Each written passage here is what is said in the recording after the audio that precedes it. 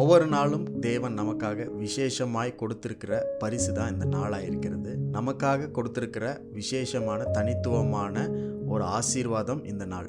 இன்றைக்கு இந்த நாளில் அநேக சோர்வுகள் நம்மளுக்கு ஏற்படலாம், டிஸ்கரேஜ்மெண்ட்ஸ் வரலாம், அவநம்பிக்கை ஏற்படலாம், தைரியமில்லாத சூழ்நிலைகள் எல்லாம் நம்முடைய வாழ்க்கையில் ஏற்படலாம்.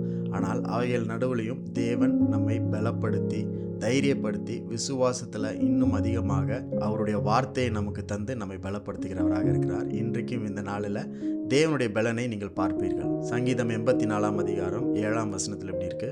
அவர்கள் பலத்தின் மேல் பலம் அடைந்து சியோனிலே தேவ சந்நிதியில் வந்து காணப்படுவார்கள்.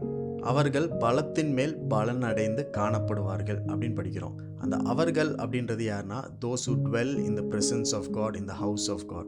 தேவனுடைய வீட்டில், தேவனுடைய பிரசன்னத்தில் எந்நேரமும் தங்கி இருக்கிறவர்கள். those who sing praises to him all the time. ஓயாமல் எல்லா நேரமும் தேவனை துதித்து பாடுகிறவர்கள், அவருடைய நாமத்தை உயர்த்துகிறவர்கள், தேவனுக்குள்ள தங்களுடைய பலன் இருக்கிறது அப்படின்றத கண்டுபிடித்து அதன்படி வாழ்கிறவர்கள். அவர்கள் பலத்தின் மேல் பலன் அடைவார்கள். தேவனுடைய வார்த்தையை படிக்கிறவர்கள் மட்டும் இல்லாமல் அந்த தேவனுடைய வார்த்தையை பிடித்து கொள்கிறவர்கள், தேவனுடைய வாக்கு தத்தத்தில் நின்று அந்த தேவனுடைய வார்த்தையிலேயே நடக்கிறவர்கள் பலத்தின் மேல் பலன் அடைவார்கள் அப்படின்னு ஆண்டவர் சொல்லியிருக்கிறார். The Bible tells us that we will go from strength to strength. நம்ம பலத்தின் மேல் பலனை பெற்றுக்கொள்கிறவர்களாக இருக்கிறோம். இப்போ இருக்கிற பலனை விட நாளைக்கு இன்னும் அதிகமான பலனை தேவன் நம்மளுக்கு தருகிறார்.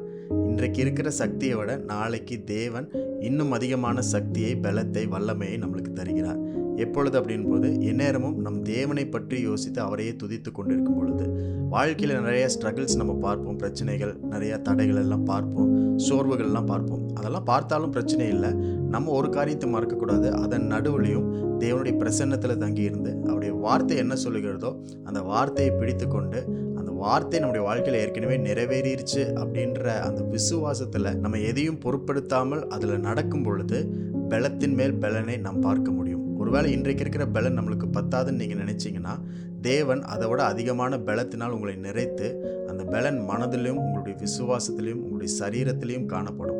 அந்த பலத்தில், தேவனுடைய பலத்தினால் உங்களை நிறைத்து நடத்துகிறவராக இருக்கிறார். அவர்கள் சியோனிலே தேவ சந்நிதியில் வந்து காணப்படுவார்கள் அப்படின்னு வசனம் இருக்கு. அப்படின்னா இங்கிலீஷ்ல எப்படி சொல்லப்பட்டிருக்குன்னா, அவர்கள் சியோனிலே தேவனுக்கு முன்பாக வந்து நிற்பார்கள். They will stand before God. அப்போ ஒரு கடவுளுக்கு முன்பதாக, தேவனுக்கு முன்பதாக நிற்கிறதுக்கு எவ்வளோ பலன் தேவையோ அந்த பலத்தினால உங்களை நிறைக்கிறவர் தான் நம்முடைய தேவனாக இருக்கிறார். ஒருவேளை இந்த நாள், வருகிற நாட்களில், இந்த மாதத்தில் நிறைய சேலஞ்சஸ், நிறைய தேவைகள் உங்களுக்கு முன்பதாக இருக்கலாம்.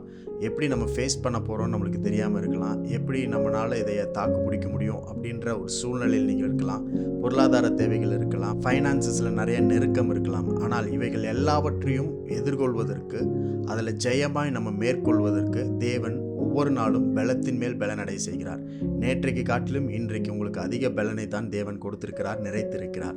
அதை நம்ம ரியலைஸ் பண்ணிக்கணும். ஸோ இன்றைய தினத்திலிருந்து ஒரு 10 நாள் கழித்து ஒரு பிரச்சனையை நம்ம சந்திக்க போகிறோம் அப்படின்னா, அவ்வளோ பலனையும் தேவன் கொடுத்து கொண்டே இருக்கிறார் என்பதை நம்ம மறக்கக்கூடாது. ஒருவேளை இன்றைக்கு இந்த வீடியோ பார்க்கும் பொழுதே பலன் இல்லாமல் பார்த்துட்டு இருக்கீங்களா?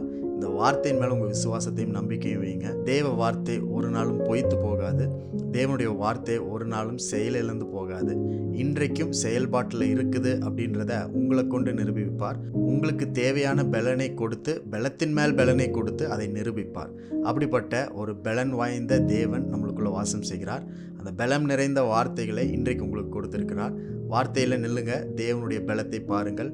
கர்த்தர் உங்களுக்காக பெரிய காரியங்களை செய்வார்.